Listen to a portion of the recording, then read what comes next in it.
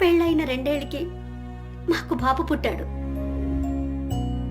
ఓ రోజు స్కూల్ నుంచి వస్తూ ఉంటే యాక్సిడెంట్లో చనిపోయాడు. అయ్యో,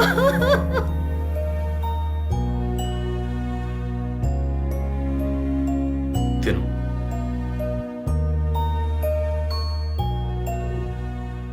అప్పుడు వాడి పేరు మీద 10 లక్షల ఇన్సూరెన్స్ డబ్బులు వచ్చాయి. ఆ డబ్బులతోనే మేము ఆ ఫ్లాట్ కొనుక్కున్నాం. రవి నిలయం,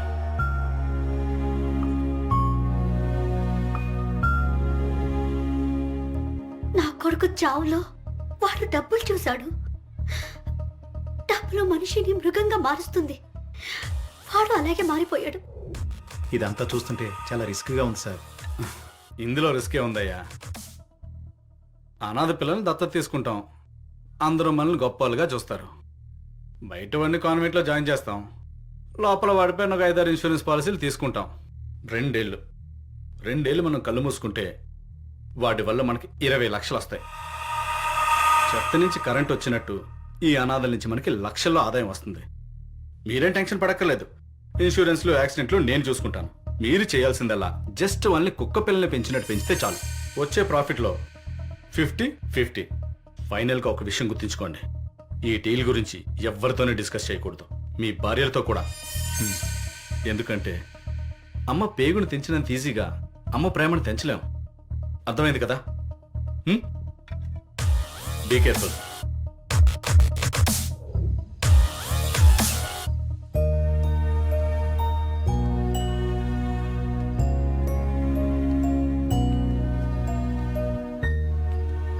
ఈ రోజు నుంచి వీళ్ళు మన పిల్లలు. ఇన్సూరెన్స్ డబ్బుల కోసం పిల్లల్ని దత్తత తీసుకోవడం, వాళ్ళని ప్రేమగా పెంచి కొంచెం కూడా జాలి లేకుండా చంపేయడమే ఒక పనిగా చేసుకున్నాడు.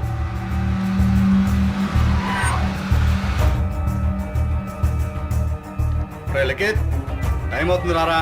అరే నా ఫోన్ ఎదురా. నాకు గెలిచే టేబుల్ మీద ఉంటుంది.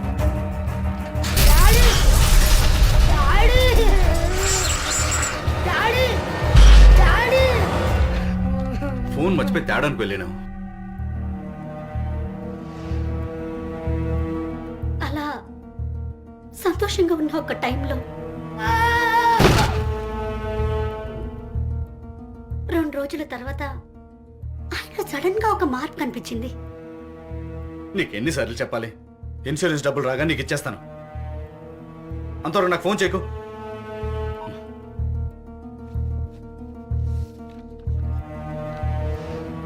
తర్వాత ఆయనకు నువ్వేదో ఫైల్ ఇచ్చావు. ఆయనలో టెన్షన్ స్టార్ట్ అయింది.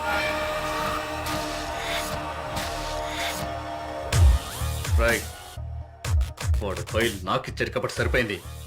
అదే పోలీసుల చేతికి వెళ్తే పరిస్థితి ఏంటి? ఇందులో నా కొడుకే కాదు, ఇంకా చాలా మంది చచ్చారు. తీగలాగితే మొత్తం నువ్వు, నేను, అందరూ జైలుకి వెళ్ళాల్సి వస్తుంది. వాడు బ్రతకడం మనకు మంచిది కాదు. చంపేయి.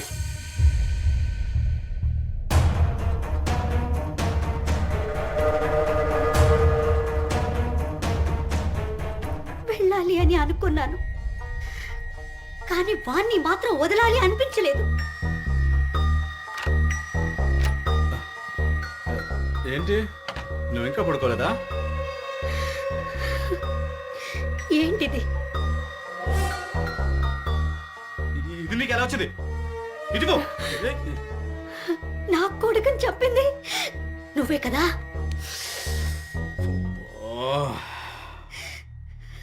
అంతా తెలిసిపోయిందా నీకు? ఎందుకు చంపావు? డబ్బుల కోసమే కదా? నా మాట, నా ఫైల్ ఇవ్వు. ఎందుకు చంపావు నా కొడుకుని? ఎవరా నీ కొడుకు? ఎప్పుడో చచ్చిపోయాడు. ఇప్పుడు చచ్చాడు జస్ట్ ఒక అనాథ. ఓవర్గా రియాక్ట్ అవ్వకు. అయినా వాడు పోతే 20 లక్షలు వస్తాయి తెలుసా?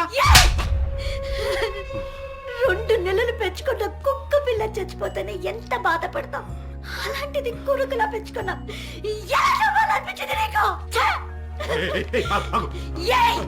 నాతో మాట్లాడొద్దు. నీతో పాటు ఇక్కడ ఉండలేను. నువ్వు హంతకుడివి. నన్ను పట్టుకోవద్దు. నన్ను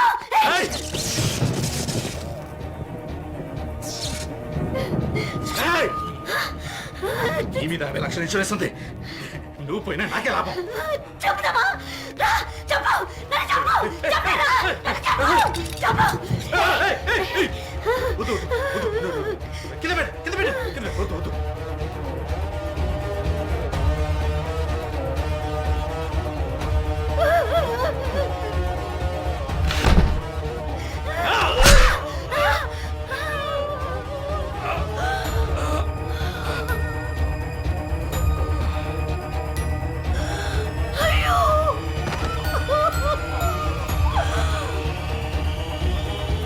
ముందు రోజు రాత్రి మా పక్కింటి ఆవిడతో మా నాన్నకి ఒంట్లో బాగలేదు, ఊరికి వెళ్ళాలి అని చెప్పాను.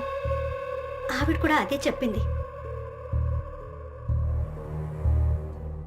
పోలీసులకి నా మీద అనుమానం రాకుండా ఉండడానికి కారణం ఆ టైంలో నువ్వు అక్కడ ఉండడమే. బాడీ పక్కనే ఇతనున్నాడు. వాళ్ళు నా మీదికి రారని అప్పుడే అర్థమైంది. వాళ్ళు నిన్ను అరెస్ట్ చెయ్యగానే చెప్పేద్దాం అనుకున్నాను, కానీ దానివల్ల నా చిన్న కొడుకు మళ్ళీ అనాథ అయిపోతాడని చెప్పలేదు. ఈ కేసులో ఎవరెవరైతే ఇన్వాల్వ్ అయి ఉన్నారో అందరినీ కస్టడీలోకి తీసుకోండి. సరే సార్. కానీ అప్పుడే ప్రెస్కి లీక్ చేయకండి. Okay sir. మరి శేఖర్ని చంపింది ఎవరై ఉంటారు సార్? శేఖర్ని చంపింది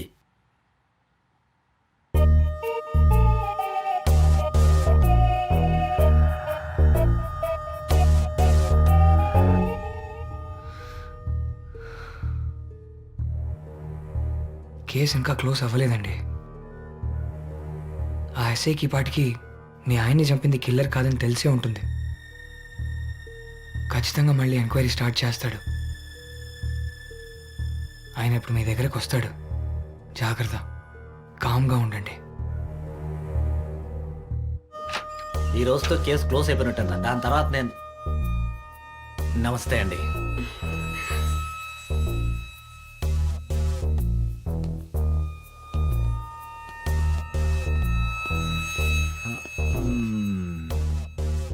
మీ ఫ్యామిలీ ఫోటోనా? అవునండి. మీ బాబు ఎక్కడా? స్కూల్కి వెళ్ళాడా? ఉమ్. అంటే జనరల్గా ఈ టైంలో మీరు ఒక్కడే ఉంటారన్నమాట. ఓ చార్జర్ పనిచేస్తుందా? Can I use it?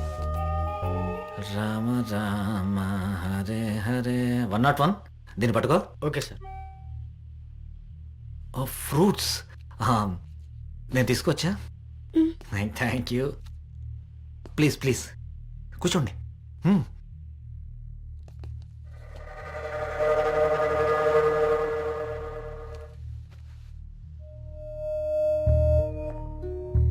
మీ ఆయన గురించి ఒక షాకింగ్ న్యూస్ తెలిసింది. మీ పెద్దమ్మాయిని చంపింది ఆయనే అంట కదా? అసలు ఆ పిల్లలు మీకు పుట్టనే లేదంట.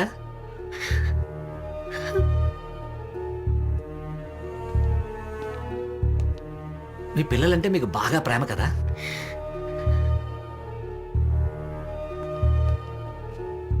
కానీ మీ ఆయన్ని చంపింది మాత్రం ఎవరో నాకు అర్థం కావట్లేదు.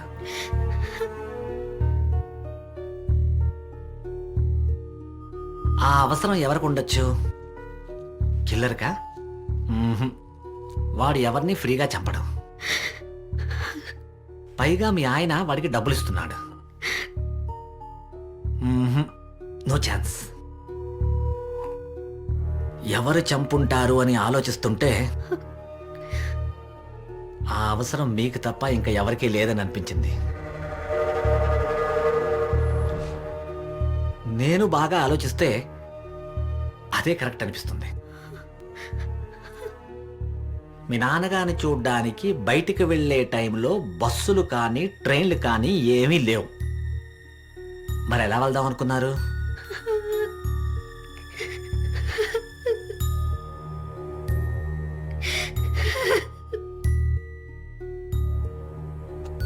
Hello hello hello hello madam madam, ఇమోషన్స్తో మా పోలీస్ వాళ్ళకి ఏమీ సంబంధం లేదు.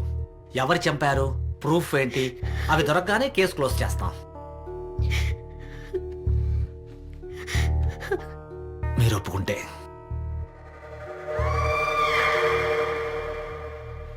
పదండి చూద్దాం.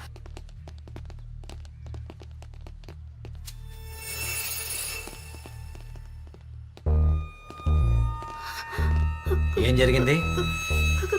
కత్తి.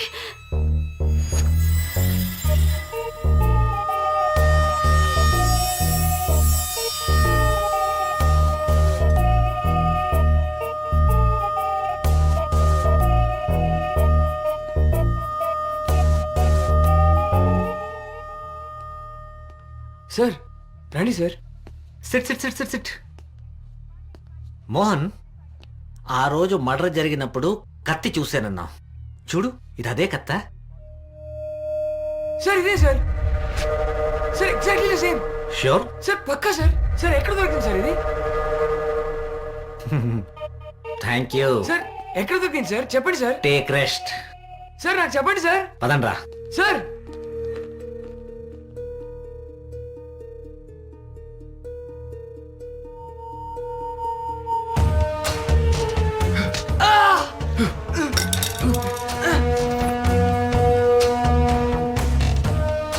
కొంచెం పేషెన్స్తో వినండి. మీతో ఒక 10 minutes మాట్లాడాలి.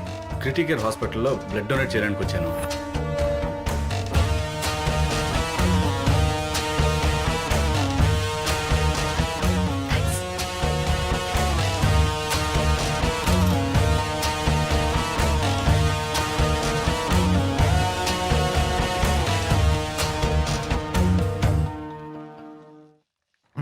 సూపర్గా ఉంది Apple. 420. Sir sir sir. Reports వచ్చాయా? వచ్చాయి సార్. పద అయితే అరెస్ట్ చేద్దాం. ఎవరిని సార్? ఇంకెవరినయ్యా? ఆ శేఖర్ వైఫ్ని. వాణ్ణి చంపింది తనే కదా. ఆ ఫింగర్ ప్రింట్స్ కూడా ఆవిడవే ఉండుంటాయి. సార్ కాదు సార్. కాదా? మరి ఇంకెవరివి? వాడివే సార్. వాడా? వాడంటే? అంటే ఆ కిల్లర్వే సార్. కిల్లరా? ఫింగర్ ప్రింట్సా? అలా అవడానికి ఛాన్స్ లేదే. Hello hello sir.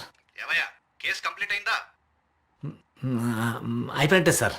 ఎవరు చంపారా శేఖర్ని? ఎవరు ఏంటయ్యా? కిల్లరే చంపేశాడు సార్. అవునా? త్వరగా పేపర్ స్టేట్మెంట్ ఇవ్వండి, ఓకేనా? అలాగే sir. Thank you sir. Something is wrong. Coin sir.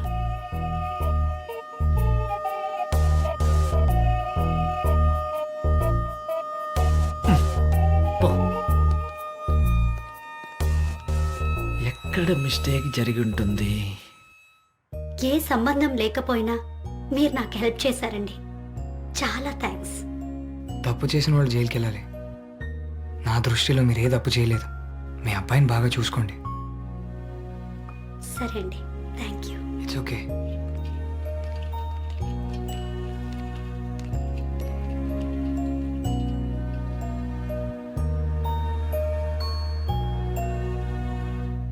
కొంచెం చేయి అటు పెట్టుకో. అటు